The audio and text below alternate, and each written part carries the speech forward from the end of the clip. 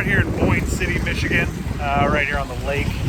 We have 2 pallets of Warmboard-S that came to the job site.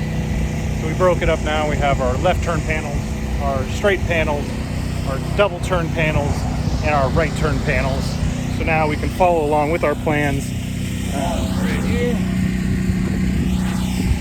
And we can make sure that we easily grab what we need, drop it into place, and secure it down. It goes down just like structural subfloor, but you do have to follow a set of plans. You'll notice they're installing the half double panel. So that's a double panel cut perfectly in half. Well, we do this so our designers design it this way, so you're staggering the seams between the structural subfloor, and that adds some strength to the platform of the structure. So I'm here with the owner, Tony. Tony, what do you think of your Warmboard experience so far? So far, so good. Everything's going beyond my expectations.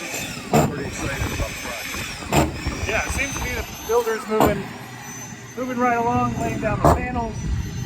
This is Lee and son Austin floating the ropes and getting a workout in at the same time. I think they'll probably have this deck probably by the end of tomorrow, you think? I would think, yep. Now they're going right along. Pretty excited about it.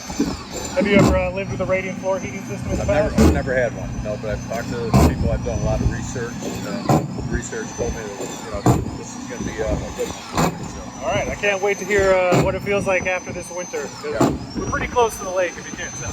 Yeah.